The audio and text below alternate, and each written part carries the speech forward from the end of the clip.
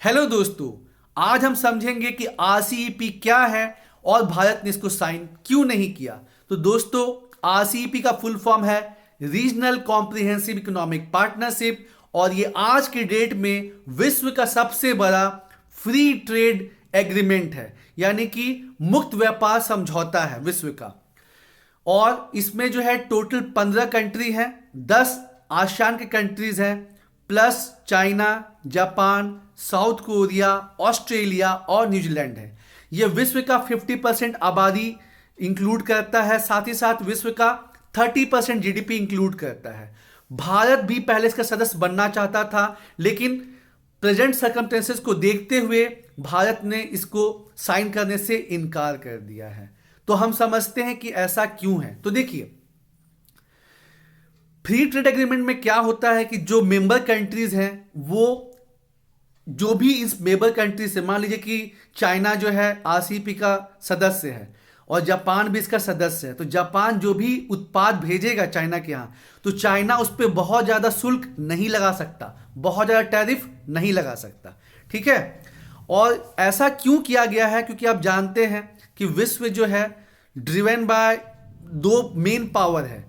जो पश्चिम देश है वहाँ लीड करता है कौन? वहाँ लीड करता है अमेरिका। और जो पूरब के देश है वहाँ लीड करता है चाइना। तो अमेरिका और यूरोपियन यूनियन को काउंटर करने के लिए ये ग्रुप बनाया गया है आरसीईपी, ताकि मेंबर कंट्रीज जो है, जो आपस के जो कंट्रीज हैं, उनके व्यापार को बढ़ावा दे सके।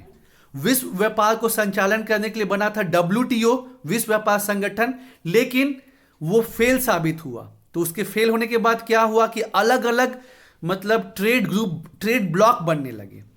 तो वेस्टर्न वर्ल्ड में भी कुछ कुछ ट्रेड ब्लॉक है पश्चिमी देशों में, तो उसी तरह ईस्टर्न में भी जो है एक बहुत अच्छे ग्रुप की जरूरत थी और 2013 से ही बातचीत चल रही थी और अभी जो है वो अस्तित्व में आया है, जिसका नाम क्या है? RCEP, regional comprehensive economic partnership. कितने देश हैं? 15 देश। आसियान समूह के 10 देश plus China, Japan, south Korea, Australia और न्यूजीलैंड। अब समझते हैं कि भारत ने इसको साइन क्यों नहीं किया। तो भारत ने इसको साइन नहीं किया, उसके 4 प्रमुख रीजन हैं। पहला, जैसे कि मैंने बताया कि आरसीईपी का मेन हीरो कौन है? मेन हीरो है चाइना, और चाइना के साथ हमारा भी मतभेद चल ही रहा है बॉर्डर पे। और साथ ही साथ क्या है कि हम चाइना से बहुत ज़्यादा आयात करते थे और जो हमारा ट्रेड डेफिसिट है, व्यापार घाटा, वो चाइना के साथ लगभग $55 बिलियन का था। इसीलिए हमने चाइनीज प्रोडक्ट का बहिष्कार किया और अभी हम आत्मनिर्भर बन रहे हैं। तो अगर हम आरसीईपी को साइन करते तो फिर चाइनीज प्रोडक्ट जो है वो इंडिया में आने लगता, और जैसा कि मैंने बताया कि आप ज़्यादा शुल्क नहीं लगा सकते हैं आयात पे, तो फिर भारत वैसा नहीं कर पाता, तो वहाँ दिक्कत होता। साथ ही साथ जो आसियान कंट्रीज हैं, फिर जो चाइना, ये सब जो है, इसका क्या है कि कृषि उत्पाद बहुत ज़्यादा ये करते हैं, तो फिर वो अपने जो किसान हैं वो तो अलग परेशान है। देख ही रहे हैं कितना विरोध चल रहा है। और जब बाहर से कृषि उत्पाद आने लगता तो सोचिए फिर क्या होता। साथ ही साथ जो ऑस्ट्रेलिया और न्यूजीलैंड है, ये दूध, डेयरी प्रोडक्ट्स में काफ़ी आगे हैं, तो वहाँ से जब डेयरी प्रोडक्ट्स आते तो हमारा जो दूध सेक्टर है वो भी बर्बाद हो जाता।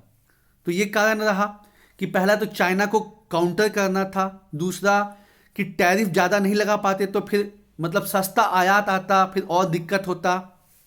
उसके बाद क्या है कि भारत एक शर्त रख रहा था कि जैसे क्या होता है कि चाइना बहुत ज़्यादा जो है एक्सपोर्ट करता है, और मतलब ना दूसरे देश क्या कहते हैं कि मान लीजिए साउथ कोरिया है, वो 80%, साउथ कोरिया तो चलो खुद डेवलप है, मान लीजिए कि वियतनाम है या मलेशिया है, तो वो जो प्रोडक्ट है वो उसको इंपोर्ट किया, 80% को चाइना से इंपोर्ट किया, उस पर 20% अपना लगाया, उसको मेड इन मलेशिया करके बेच दिया। लेकिन फायदा किसको ज़्यादा हुआ? फायदा हुआ चाइना को।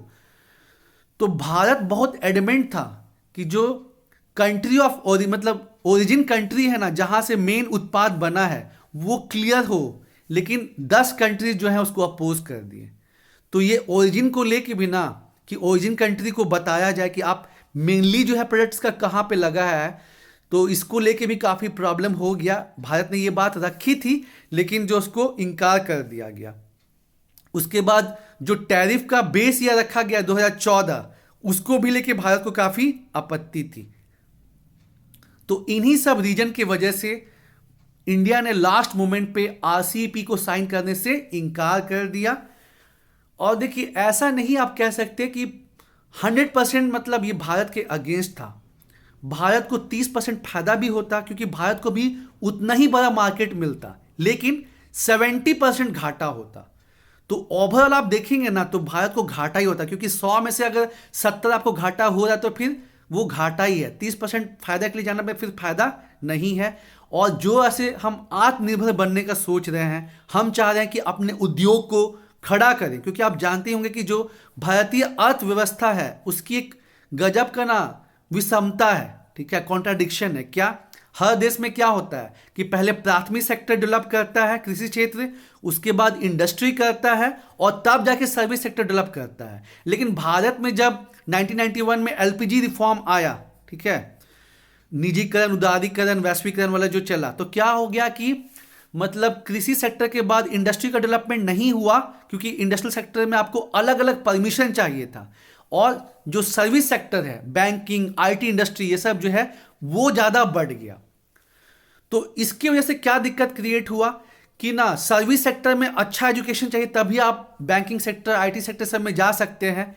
लेकिन इंडस्ट्री जो है डेवलप नहीं हुआ, और हम लोग जो है आयात पे निर्भर हो गए। खासकर जो चाइना से सस्ता आयात होने लगा, तो उसके चलते हम इंडस्ट्रियल सेक्टर हमारा उतना डेवलप नहीं किया जितना होना चाहिए। और उसका खामियाजा हमको 20-25 साल बाद बहुत गंदे टाइप से भुगतना पड़ा। जब कोविड आया तब जाके होता नहीं है, एहसास हुआ कि भाई हमने जो अपना औद्योगिक सेक्टर डेवलप नहीं किया, अपने गांव को जो अच्छे से विकसित नहीं किया, तो फिर वो देश के लिए कितना हानिकारक साबित हुआ। इसीलिए मोदी सरकार ने तय किया कि हमको जो है इस पे अच्छे से वर्कआउट करना है, हमको जो है अपने ट्रेड डेफिसिट को, व्यापार घाटे को कम करना है, हमको आयात को कम करना है। और चाइना से हम सबसे ज़्यादा आयात करते थे, और अभी तो प्रॉब्लम भी लग गया बॉर्डर पे, तो और एक अच्छा मतलब हमारे पास ना रीजन बन गया कि नहीं यार, जो हमारे दुश्मन है उसके साथ मतलब व्यापार नहीं, ठीक है ना। तो इसी सब फैक्टर को ध्यान में रखते हुए भारत ने जो है आरसीईपी को साइन करने से इनकार कर दिया।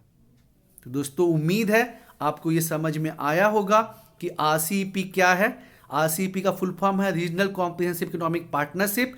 ये आज के डेट में विश्व का सबसे बड़ा फ्री ट्रेड एग्रीमेंट है, मुक्त व्यापार समझौता है।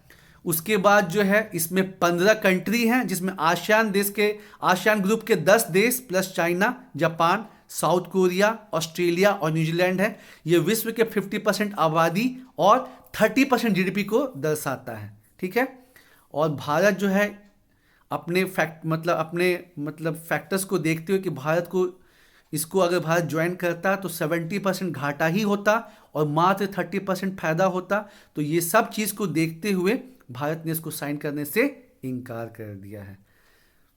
तो दोस्तों, उम्मीद है आपको ये समझ में आया होगा। और झारखंड की दोस्तों जम के तैयारी करें, एक बहुत ही सुनहरा अवसर आने वाला है। झारखंड का फॉर्म जो है वो 15 से 20 जनवरी के बीच में आ सकता है। All the best.